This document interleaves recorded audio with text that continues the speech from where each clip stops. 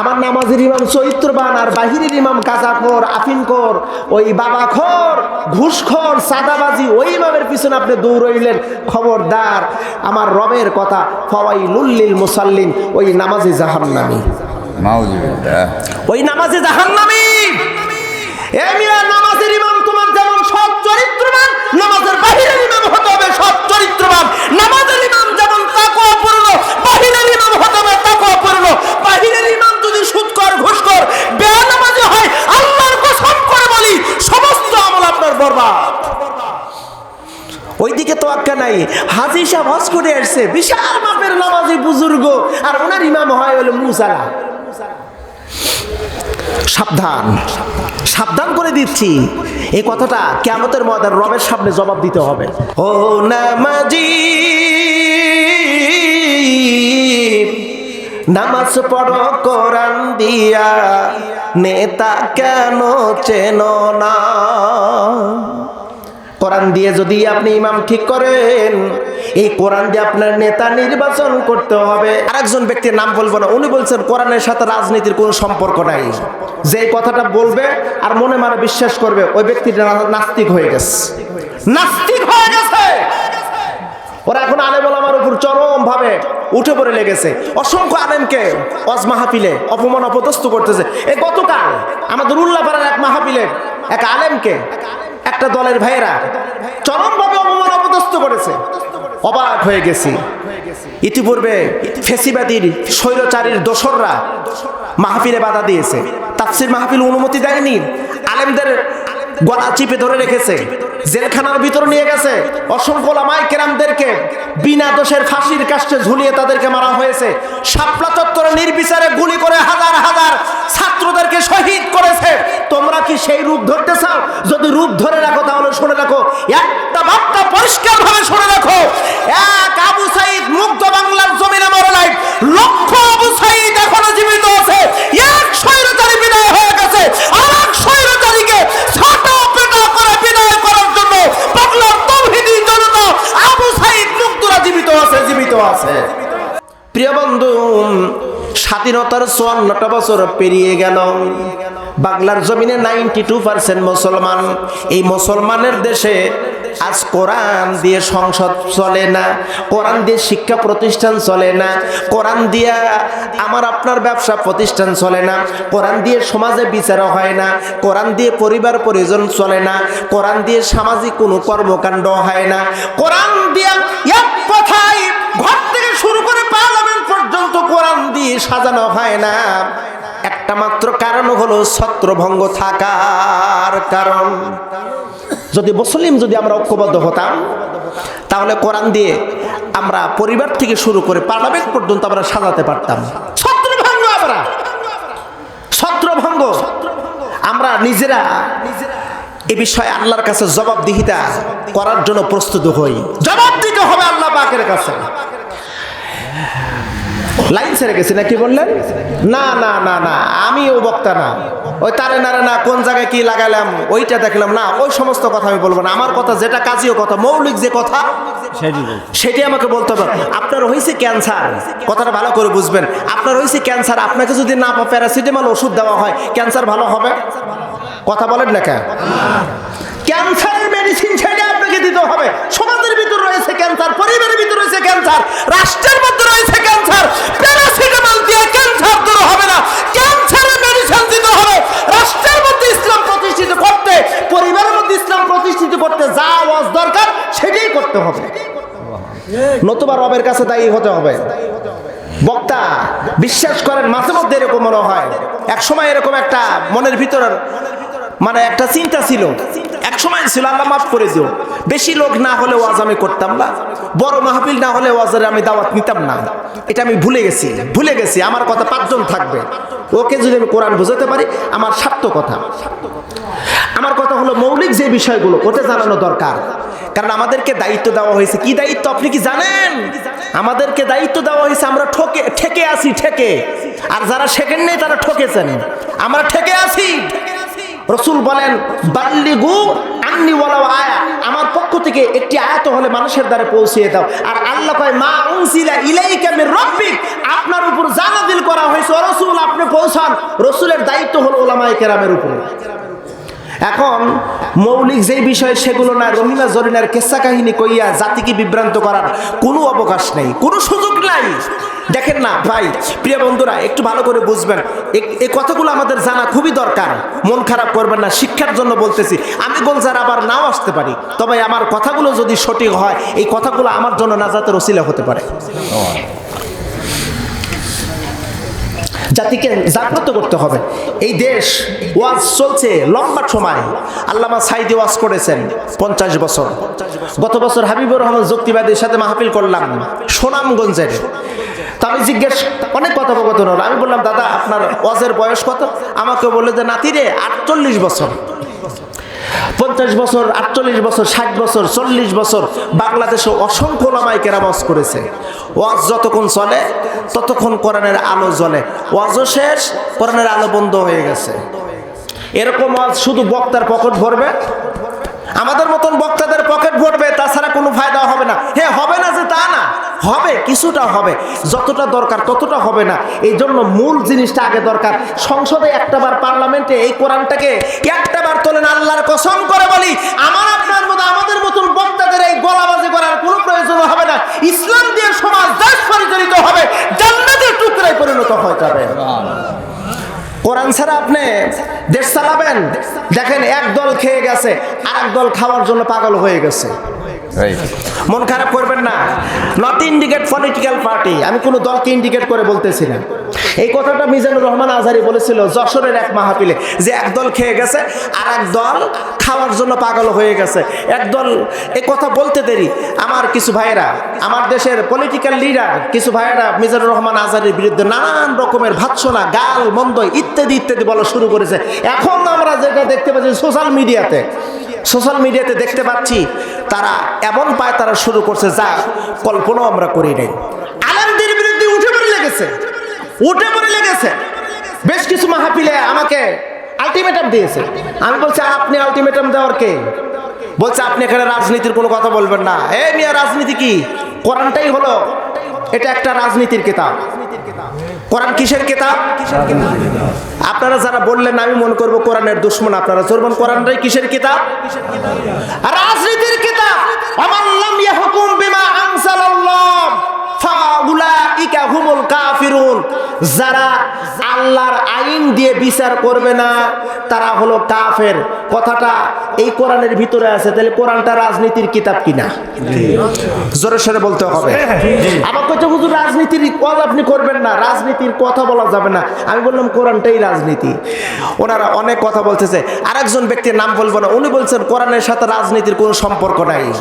যে কথাটা বলবে আর মনে মানে বিশ্বাস করবে, ওই ব্যক্তিটা নাস্তিক হয়ে গেছে। ওরা এখন আলেম ওলামার উপর চরম ভাবে উঠে পড়ে লেগেছে। অসংখ্য আলেমকে ওয়াজ মাহফিলে অপমান অপদস্থ করতেছে। এই গতকাল আমাদের উল্লাপাড়ার এক মাহফিলে এক আলেমকে একটা দলের ভাইয়েরা চরম ভাবে অপমান অপদস্থ করেছে। অবাক হয়ে গেছি।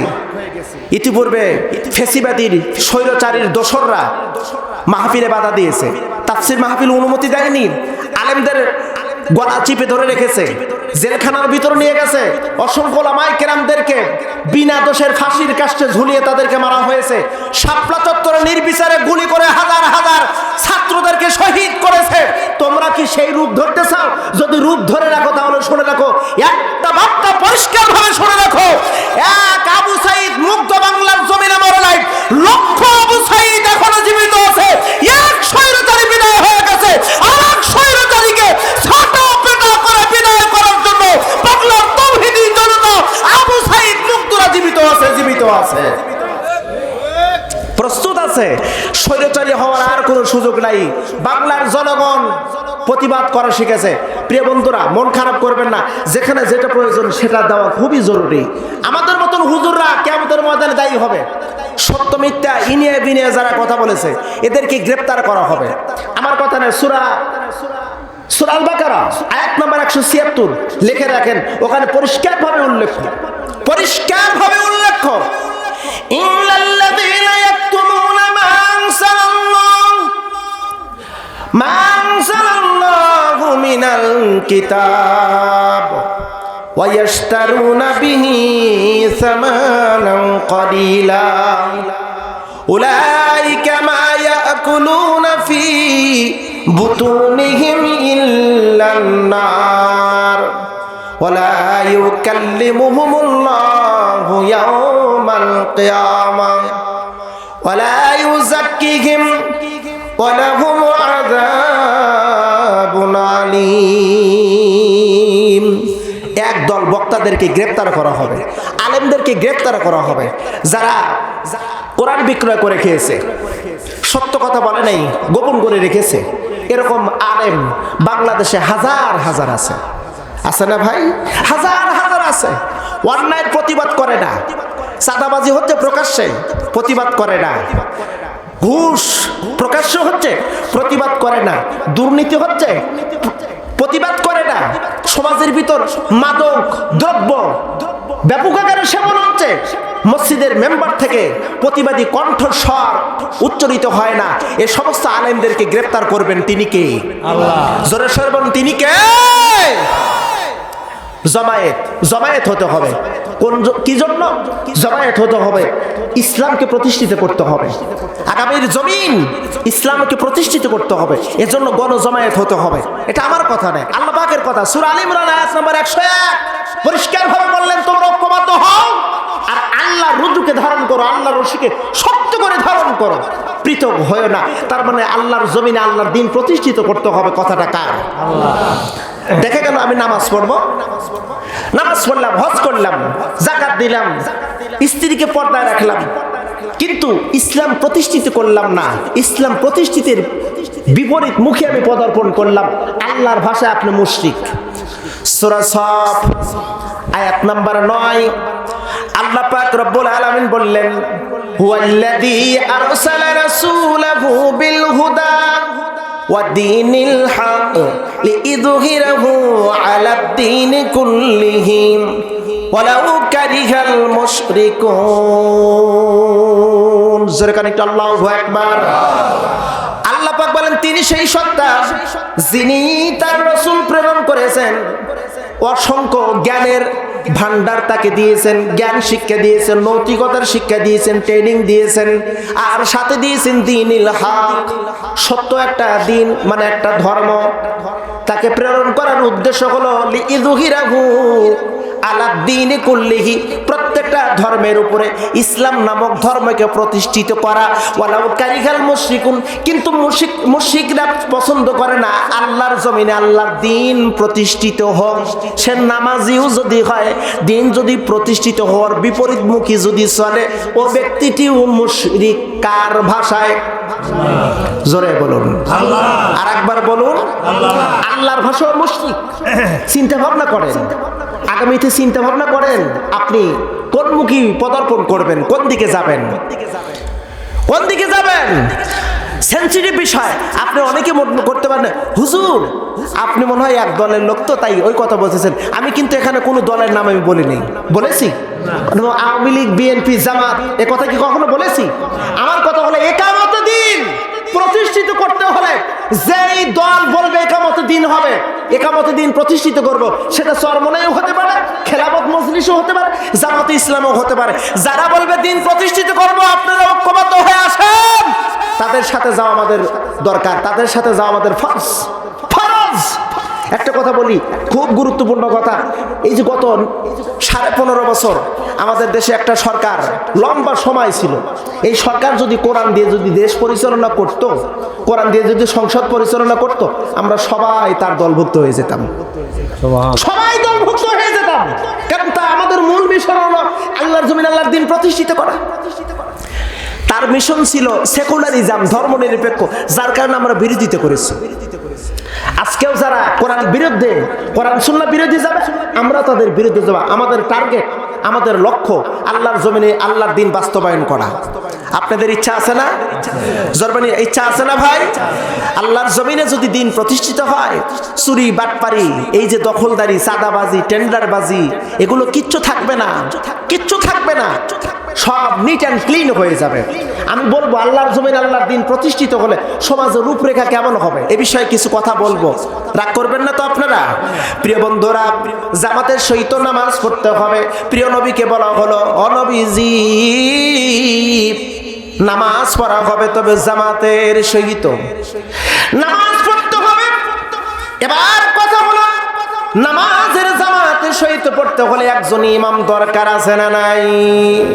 আর একবার বলুন, ইমাম দরকার আছে না নাই? ইমাম কে হবে ভাই? ইমাম কে হবে? আমরা জানি সমাজের ভিতরে সবচাইতে সৎ চরিত্রবান ব্যক্তি যে তাকে আমরা ইমাম বানাই, সে যদি আলেম হয়, ঠিক কিনা? এই শ্রীকৃষ্ণপুর আপনাদের গ্রামে মসজিদ আছে তো? আছে? আচ্ছা, আপনাদের গ্রামের মসজিদে নিয়োগ দেওয়া হবে। বিশেষ করে আমি সার্কুলার দেখেছি, অসংখ্য সার্কুলার আমি জীবনে দেখেছি। অনেক জায়গায় আমি পরীক্ষাও দিয়েছিলাম। গত বছর আমি কুমিল্লা ক্যান্টনমেন্ট, কারণ একটা বছর আমি সিরাজগঞ্জ থাকতে পারিনি, হয়তো বা এটা অনেকে নামাজ জানতে পারেন। কুমিল্লা ক্যান্টনমেন্ট মসজিদে ওখানে সার্কুলারে যা যা দেওয়া হয়েছে দেখলাম, দেখার পরে পরীক্ষা দিলাম। পরীক্ষা আমাকে নিল। আমরা দেখি ইমাম হতে হবে তেলাওয়াত সহি শুদ্ধ, অনেক বড় আলেম, বক্তব্য যেন সুন্দর দিতে পারে, তাফসির যেন ভালো করতে পারে। ইমাম হতে হবে সৎ চরিত্রবান। ইমাম ঘুষ খাবে, জেনা করবে, চাঁদাবাজি করবে, দুর্নীতি করবে, এমন ইমামের পিছনে নামাজ আমরা পড়ি না। যারা বললেন না তারা মনে করে পড়েন না। পড়েন নাকি ভাই?